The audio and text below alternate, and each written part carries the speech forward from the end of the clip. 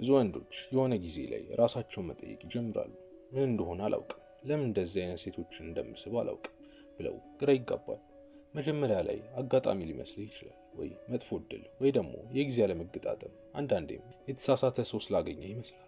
ከዛ ግን ይህ ነገር በተደጋጋሚ መፈጠር ሲጀምር ዝም ብሎ እንዳልሆነ ይገባሃል። የሆነ ፓተርን አለ። ፓተርን ደግሞ የሚመጣው ከእድል አይደለም፣ ይልቁንም ካንተ ነው። ይህን ስል አንተ ላይ ለማሳበብ እየሞከርኩ ወይ ደግሞ እንደዚህ አይነት ሴቶችን ወደ ህይወት የምታመጣው አንተ ፈልገህ ነው እያልኩ አይደለም። ይልቁንም እውነቱ እንዲገለጽ ስለፈለግኩ ነው።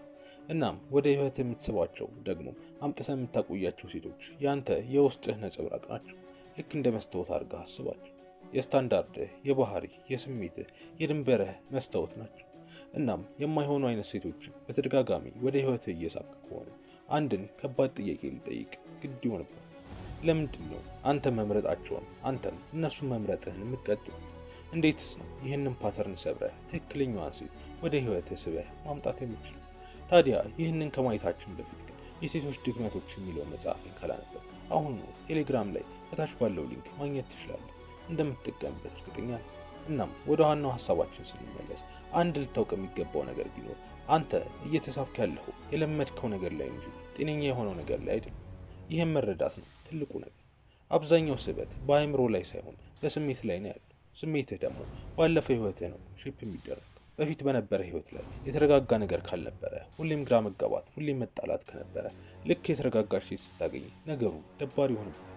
ይህ የሆነው እሷ ደባሪ ሰው ስለሆነች አይደለም፣ ይልቁንም አእምሮ ይህንን አይነት ሰላም ስለማያውቀው ስላለመደው ነው። ስለዚህም ናቹራሊ የምትሳብባት እንዲሁም ወደ ህይወት የምትስባት ሴት ያልተረጋጋች፣ ግራ የምታጋባህና ብዙም ሰላም ማሰጠት ትሆናለች ማለት ነው።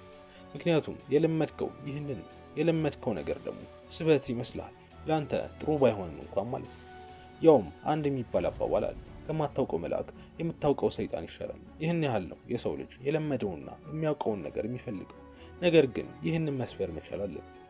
ሁለተኛው ነገር ደግሞ መጀመሪያ ላይ የምታሳይህን መጥፎ ባህሪያት ኢግኖር ታደርጋቸዋል። እዚህ ግባ የሚባል ትኩረት አሰጣቸው። ይህ ደግሞ በኋላ ላይ ዋጋ ያስከፍላል።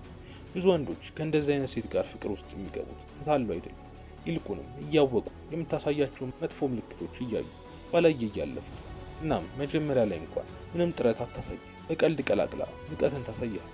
ትኩረት ፈላጊ እንደሆነች ታይባታል።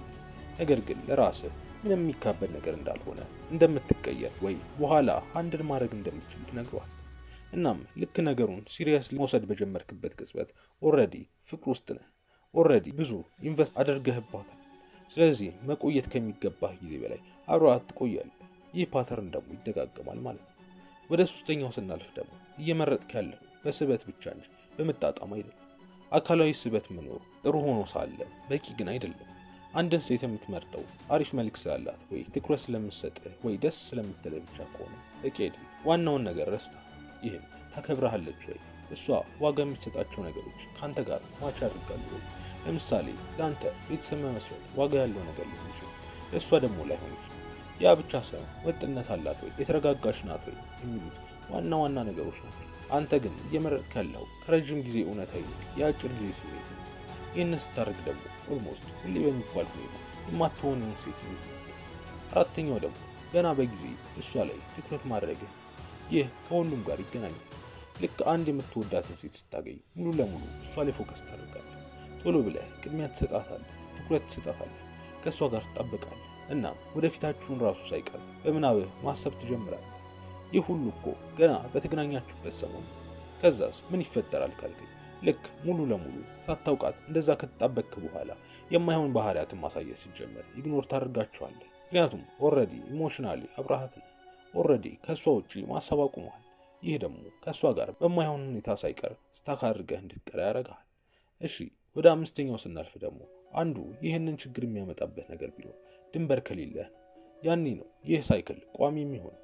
ልክ ንቀትን ስትታገስ፣ አንተ ብቻ ጥረትን ማድረግን ስትቀጥል፣ ግልጽነት ሳይኖራትም አብረሃት ስትቆይ፣ እሷም እንዴት አንተን ትሪት ማድረግ እንዳለባት ያስተማርካት እንደሆነ ወቅ።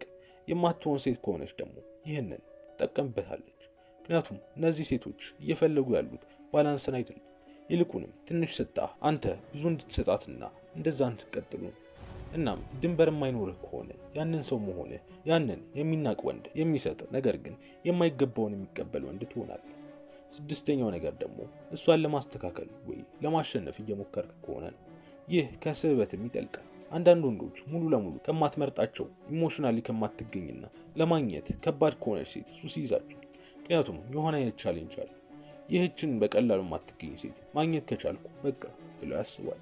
ስለዚህ ይበልጥ መሞከር፣ ይበልጥ መስጠት፣ መቆየት ይጀምራሉ። እውነታውን ኢግኖር ማድረግ እና አይምሯቸው ውስጥ መኖር ይጀምራሉ። ግን ያልተረዱት ነገር ቢኖር ትክክለኛ ግንኙነትን እየገነቡ እንዳልሆነ ነው።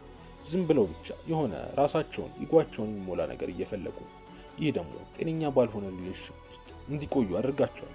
ታዲያ ወደ ሰባተኛው ሐሳብ ስናልፍ ደግሞ በአጭሩ ምንም ሳታጣራ ዝም ብለህ እየተቀበልክ ነው። ስበት በእሷ ስለመመረጥ ብቻ አይደለም፣ ይልቁንም አንተም ስለምትመርጠው ነው። እናም የያዝከው ማይንድ ሴት ምን አለ ብትወደኝ የሚል ከሆነ ጭራሽ ልትመርጥ አትችልም። ምንም እያጣራ አይደለም፣ ይልቁንም ትኩረት ከሰጠች በቂ ነው፣ ትቀበላታለህ። እናም ይህቺ ሴት የምር የምፈልጋት አይነት ሴት ናት ብለህ ከመጠየቅ ይልቅ ትኩረት ስለሰጠችህና ደስ ስላለች ብቻ ትቀበላታለህ። እናም በጣም አስፈላጊ ፓርት እዚህ ጋር ነው። እንዴት ነው ይህንን ፓተርን መስበርና ትክክለኛዋን ሴት ማምጣት የምትችል?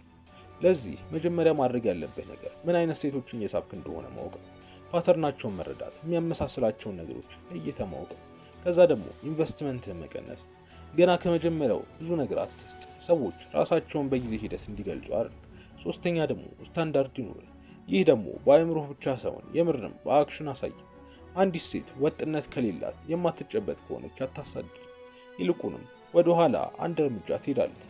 አንድ ሴት ንቀትን ካሳየች አትታገሳት። ይልቁንም እዛው አድሬስ ታደርገዋለህ ወይ ደግሞ ትተዋታለህ።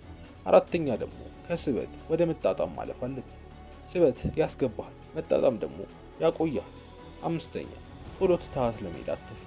እዚህ ጋር ነው ብዙ ወንዶች የሚወጡ። ምክንያቱም ብዙ ይቆያሉ ነገሮች ቢቀየሩ እያሉ። ነገር ግን የማትሆንን ሴት ቶሎ ትተህ በሄድክ ቁጥር ትክክለኛዋን በፍጥነት ታገኛለህ። እናም ምቾት ላይ ሰጥህ ይችላል። መጥፎ እድል ነው ብለህ ማለፍ ወይም ደግሞ የማይሆን ጊዜ ሆኖ ነው ብለህ ማለፍ የተሻለ ሊመስልህ ይችላል። አንዳንዴም ጥሩዎቹማ ተወስደው አልቀዋል ብለህ ልታስብ ትችላለህ።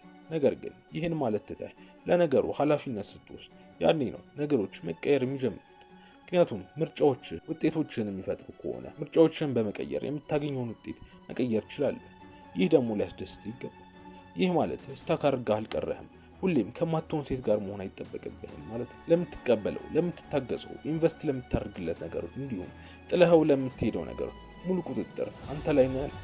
እናም አሁን ግቡ ብዙ ሴቶችን መሳብ ሳይሆን አንድ የተሻለች ሴት ማግኘት፣ የማይሆኑን ደግሞ እዛው ማለት ነው። ይበልጥ መራጭና የሚያጣራ ወንድ መሆን ነው። ስለዚህ አሁን ራስህን ለምንድን ነው የማይሆኑ ሴቶችን ብቻ ማግኘው ብለህ መጠየቅ ማስጨነቅህን አቁም። ምክንያቱም የተለያዩ አይነት ሴቶችን ማግኘትህ የሚቀር ጉዳይ አይደለም። ነገር ግን ለምንድን ነው በህይወቴ እንዲቆዩ የምፈቅድላቸው ብለህ ማሰብ አለ። ለምንድን ነው የማይሆን ባላየም አልፈው? ለምንድን ነው ውስጥ የሚለኝንም አልሰማው? ለምንድን ነው እንደማትሆነኝ እያወቅሁ አሁንም ከእሷ ጋር የምቆየው ብለህ ጠይቅ። ምክንያቱም አሁን ላይ ከራስህ ጋር ሀቀኛ እየሆንክ ነው። ራስህን በደንብ እየመረመርክ ነው። ያኔ ደግሞ ትክክለኛ ለውጥ ታይበታለህ። ይህ የሚሆነው አዲስ ሰውን ስትታወቅ ሳይሆን ልክ በትክክል መምራት ስትጀምር። ድጋሚ እንድንገናኝ ላይክና ሰብስክራይብ በማድረግ ይህንን ጠንካራ ቤተሰብ ተቀላቀል።